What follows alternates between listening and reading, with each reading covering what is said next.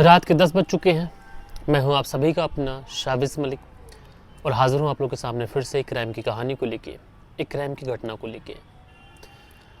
दोस्तों, कहा जाता है खासकर जो हमारी यूथ है वो सोचती है कि अगर हम किसी से प्यार करते हैं और वो प्यार अगर हमें मिल जाए तो आज के ज़माने में जो ये सब कुछ हो रहा है, पति पत्नी की हत्या कर दे रहा है, पत्नी पति की हत्या कर दे रही है, शायद ये चीज़ें ना हो, क्योंकि जिससे प्यार करते हो वही मिल जाए तो इन सारी चीज़ों की पॉसिबिलिटी बहुत ज़्यादा कम है। लेकिन दोस्तों, अगर मैं आप लोगों से कहूँ ये बस इंसान का एक वहम है, बल्कि असली रिश्ता जब बनता है कि जब इंसान एक दूसरे के लिए लॉयल हो, उसको समाज की, दुनिया की, रिश्तों की परख हो और वो समझ सके कि आखिरकार क्या अच्छा और क्या बुरा है। दोस्तों, आज की जो कहानी मैं आप लोग को सुनाऊंगा, इस कहानी के अंदर दो प्यार करने वाले जो एक दूसरे से बेइंतहा मोहब्बत करते थे, उसके बाद इन दोनों की किस्मत साथ भी देती है और ये दोनों एक दूसरे से शादी भी कर लेते हैं।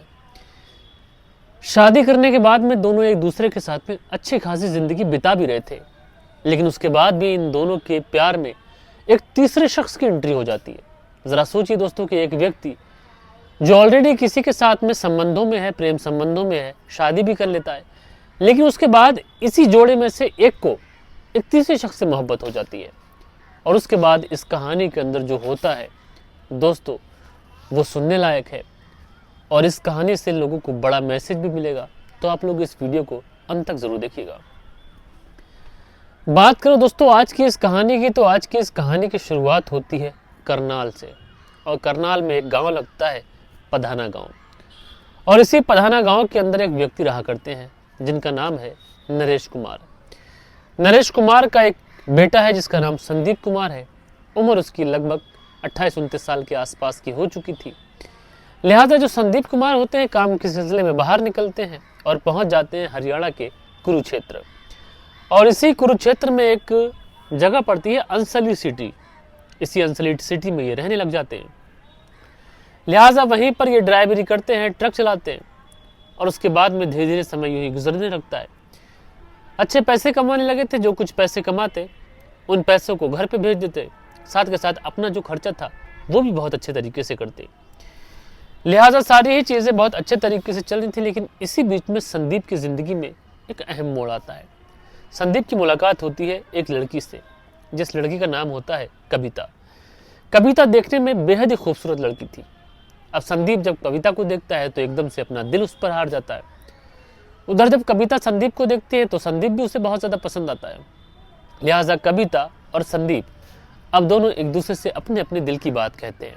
दोनों अपनी अपनी मोहब्बत का इजहार करते हैं और उसके बाद में इनकी जो मोहब्बत थी ये परवान चढ़ने लगती है। अब इनकी मोहब्बत का सिलसिला शुरू हो चुका था।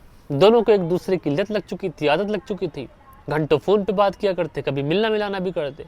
ऐसे ही समय लगातार गुजरता रहता है। लेकिन दोस्तों, कोई भी इंसान दुनिया में अगर किसी से मोहब्बत करता है तो उसकी पहली चाहत और पहली ख्वाहिश यही होती है कि वो उस शख्स से शादी कर ले, और यही ख्याल संदीप के मन में भी आता है।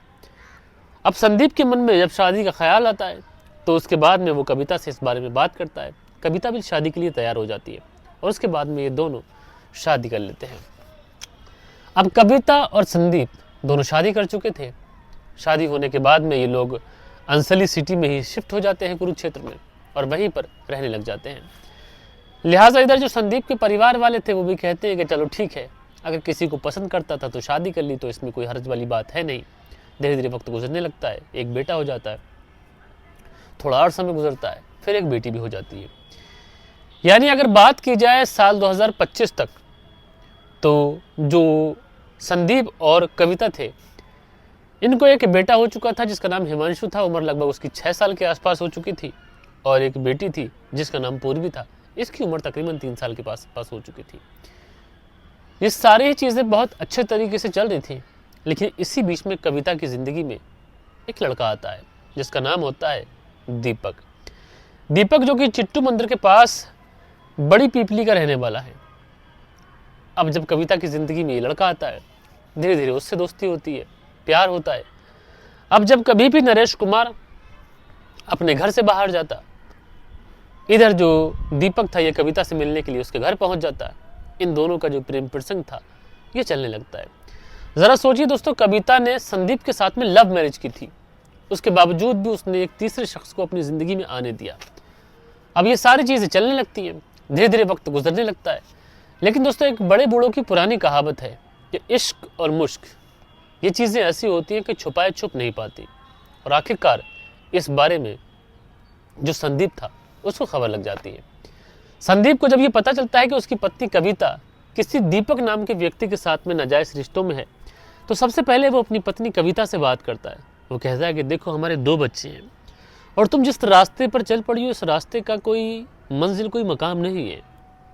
बेहतर यही होगा कि तुम्हें वापस लौट आना चाहिए, तुम्हें अपने परिवार की तरफ देखना चाहिए, अपने रिश्तों को संभालना चाहिए।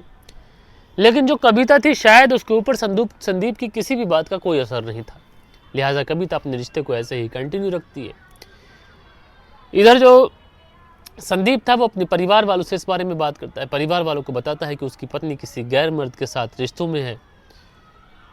अब इसी सब को लेकर संदीप बेचारा बहुत ज़्यादा परेशान रहने लगा। गाड़ी पे जाता तो मन घर ही रहता।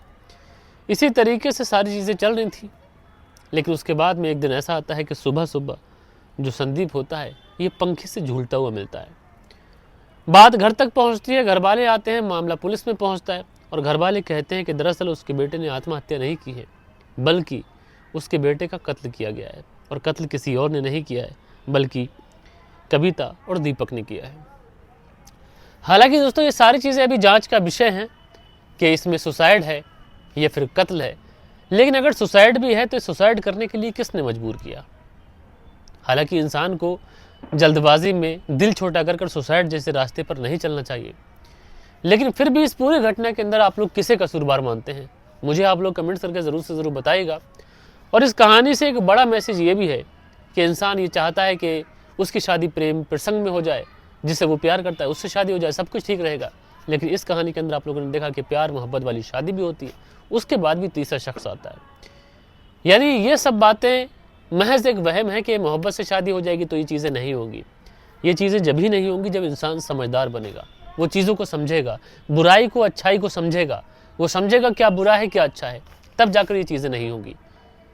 बहरहाल दोस्तों, कल के दिन आप लोगों के कुछ बेहतरीन से कमेंट्स भी थे, वक्त होता है कि आप लोग के कमेंट्स पढ़ लिए जाएँ। सो दोस्तों, कल के दिन जो आप लोगों ने कमेंट्स किए थे इसमें मंसूरी भाईजान लिखते हैं, भाई जी क्योंकि हम इंडिया गए थे वहाँ पर आपकी कहानी तो कभी कभी सुन लेते थे लेकिन कमेंट्स नहीं कर पाते थे।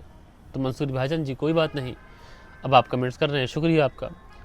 उसके बाद देव कुमार लिखते हैं, काम के साथ में फैमिली वालों को ध्यान रखना भी हर इंसान की जिम्मेदारी है। थैंक्स भाई, एक्सप्लेन स्टोरी की है, पुरानी स्टोरी की अपडेट भी दे दिया करो। जी अगर कोई अपडेट होगी तो मैं ज़रूर दूंगा।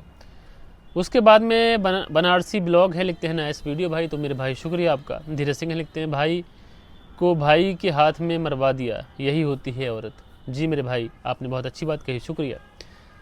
पुरानंद ठाकुर हैं लिखते हैं, वेरी नाइस स्टोरी सी, तो बहुत बहुत शुक्रिया। फरजाना सिद्दीकी लिखते हैं, वाइफ अगर बस चलन हो तो क्या देवर या कोई फ्रेंड्स घर बर्बाद होना सब तय है, शुक्रिया आपका। मंसूरी भाईजान आगे लिखते हैं, भाई जी अस्सलाम वालेकुम, आपका कहानी सुनाने का अंदाज़ बहुत अच्छा है भाई जी, हम लगभग 6 महीने के बाद कमेंट्स कर रहे हैं। कोई बात नहीं मेरे भाई, शुक्रिया आपका। अशबा जी है लिखते हैं, इसलिए हर धर्म के लोगों को अपने धर्म के हिसाब से बच्चों को अपना धर्म पढ़ाना ज़रूर चाहिए, लोग समझेंगे। ये बात आपने बहुत अच्छी कही। चाहे दुनिया में इंसान कोई भी किसी भी धर्म का हो, इंसान को बताना चाहिए, तहजीब सिखाना चाहिए कि आखिरकार ये सब कुछ कैसे गलत है। खान अकील लिखते हैं, अस्सलाम वालेकुम शाबिश भाई, कहानी काफ़ी दुखी है पर बुज़ुर्ग कहते हैं कि वो सही कहते हैं, अल्लाह खैर करे, शुक्रिया भाई। सचिन चौधरी जी कमेंट्स करते हैं। इरशाद मंसूरी लिखते हैं, ना जाने कैसे लोग हैं समाज में, और बहुत लंबा कमेंट्स है, पढ़ूंगा नहीं पूरा, खैर आपका शुक्रिया। मनदीप वर्मा की पत्नी सुरेंद्र शर्मा, मीना जी और कटवा प्रदीप जी अपने प्यारे से कमेंट्स करते हैं। मिनी ब्लॉग जी कमेंट्स करते हैं, शुक्रिया। लास्ट में मैंने आप लोगों के कमेंट्स शायद रीड नहीं किए, उसके पीछे रीज़न ये है कि मैं ऊपर शूट कर रहा हूँ, अंधेरा हो चुका है और मच्छर बहुत ज़्यादा काट रहे हैं। बाकी दोस्तों मिलता हूँ कल के दिन आप लोगों से किसी और स्टोरी के साथ में। जब तक के लिए अपना ख्याल रखें, देश का ख्याल रखें, परिवार के रिश्तों की अहमियत को समझें। जय हिंद, जय भारत।